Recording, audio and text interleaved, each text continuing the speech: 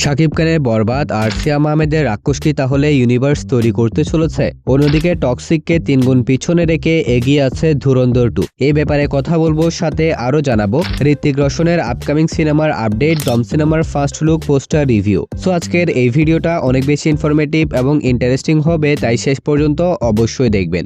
Video শুরু করার আগে কাইন্ডলি ভিডিওতে লাইক আর চ্যানেলটা সাবস্ক্রাইব করতে ভুলবেন না। তাহলে চলুন এবার ভিডিও শুরু করি। প্রথমে আসি টক্সিক ভার্সেস ধুরন্ধরের কাছে। সিনেমা রিলিজের এখনো 18 দিন বাকি আছে। এর মধ্যে ইউএসএ তে প্রিমিয়ার শো এর অ্যাডভান্স বুকিং চালু করা হয়েছে, যেখানে ধুরন্ধর 2 এর অ্যাডভান্স বুকিং এর অ্যামাউন্ট গিয়ে দাঁড়িয়েছে 11,84,000 রুপিতে। অন্যদিকে টক্সিকের অ্যাডভান্স বুকিং এর অ্যামাউন্ট গিয়ে দাঁড়িয়েছে 3 লক্ষ রুপিতে। তো ট্রেন্ড অনুযায়ী এখন পর্যন্ত 3 গুণ এগিয়ে আছে ধুরন্ধর 2। সাধারণত বলিউড সিনেমা প্রিমিয়ারে বা ওভারসিজ করে আহমরি পারফরমেন্স করে না, কিন্তু ধুরন্ধর 2 সবাইকে অবাক করে দিচ্ছে। অন্যদিকে টক্সিক একটা কান্নাডা সিনেমা হিসেবে বেশ ভালোই করছে, কিন্তু এবার দেখার বিষয় শেষমেশ এই খেলায় কে জয়ী হবে। অন্যদিকে বলিউড ইনসাইডের ইনফো অনুযায়ী ঋত্বিক রোশন নাকি এবার হাত মেলাচ্ছেন এক লিডিং সাউথ ডিরেক্টরের সাথে। প্ল্যান করা হচ্ছে একটা বড় প্যান ইন্ডিয়ান অ্যাকশন সিনেমা, যেটা স্কেল আর প্রেজেন্টেশনের দিক থেকে একদম গ্র্যান্ড লেভেলের হবে। অন্যদিকে তার মোস্ট অ্যাম্বিশিয়াস প্রজেক্ট ক্রিস 4 আপাতত বাজেট সমস্যার কারণে হোল্ডে রাখা হয়েছে,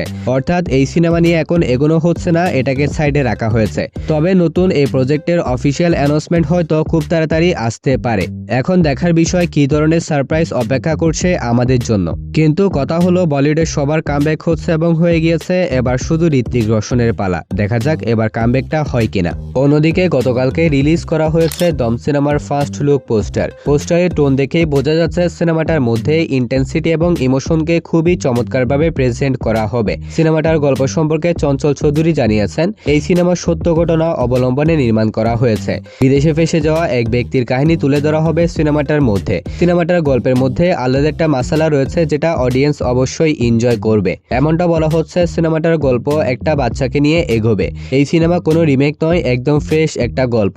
আর এই ধরনের গল্প বাংলাদেশের মানুষ আগে কখনো এক্সপেরিয়েন্স করেনি, এবং এমন সিনেমা বাংলাদেশি অডিয়েন্স কখনো বাংলাদেশ থেকে দেখেনি। তবে এবার দেখার বিষয় হচ্ছে দম সিনেমার মধ্যে আসলে কোনো দম আছে কিনা। পোস্টারটা আমার কাছে আহামরি কিছু মনে হয় নাই, তবে সিনেমার জনরা হিসেবে পোস্টারটা ভালো ছিল। কিন্তু হঠাৎ করে সোশ্যাল মিডিয়া গরম করে দিয়েছে মেহেদী হাসান হৃদয়ের একটা ইন্টারভিউ। রিসেন্ট একটা ইন্টারভিউতে পরিচালক মেহেদী হাসানকে সরাসরি জিজ্ঞাসা করা হয়েছিল রাক্ষস কি বরবাদ ইউনিভার্সের অংশ কিনা।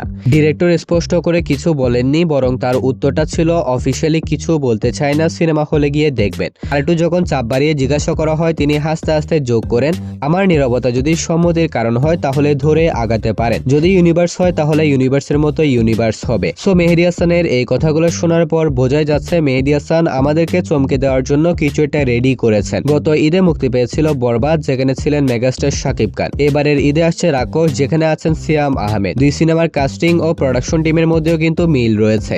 আর ডিরেক্টরের এই রহস্যময় নীরবতা ইউনিভার্সের সম্ভাবনাকে আরো বাড়িয়ে দিচ্ছে। যদিও সরাসরি কিছু বলা হয়নি, কিন্তু ইঙ্গিতটা ক্লিয়ার করে দিচ্ছে এবার আরো বড় কিছু আসতে চলেছে। তাছাড়া বরবাদ সিনেমার কোনো অভিনেতাকে রাক্ষস সিনেমায় কাস্ট করা হয়নি জিল্লুকে বাদে। তো ঈদের রিলিজের পরেই জানা যাবে আসল ঘটনা। সো আপনার কি ধারণা, এই সিনেমা কি সত্যি বরবাদ ইউনিভার্সের অংশ হতে যাচ্ছে? তবে আমার তো মনে হয় ভিতরে ভিতরে ইউনিভার্স নিয়ে কিছু একটা পাকানো হচ্ছে, দেখা যাক শেষ পর্যন্ত কি হয়। অন্যদিকে অনেকে রাক্ষস সিনেমার আপডেট জানতে চেয়েছেন, কিন্তু সিনেমা টিমের পক্ষ থেকে এখনো অফিসিয়ালি কিচ্ছু জানানো হচ্ছে না। তবে ধারণা করা হচ্ছে আগামী 15 দিনের মধ্যে রাক্ষস সিনেমার অফিসিয়াল টিজার রিলিজ করা হবে। টিজার কার্ড সম্ভবত অলরেডি প্রস্তুত করা হয়েছে, সঠিক সময় রিলিজ করার অপেক্ষা করছে তারা। সো গাইস, এগুলাই ছিল আজকের এই ভিডিওর আপডেট। ভিডিওটা ভালো লাগলে ভিডিওতে লাইক আর চ্যানেলটা সাবস্ক্রাইব করতে ভুলবেন না। তাহলে দেখা হবে পরবর্তী আরো একটি ভিডিওতে। ততক্ষণ ভালো থাকবেন, সুস্থ থাকবেন, টেক কেয়ার, আল্লাহ হাফেজ।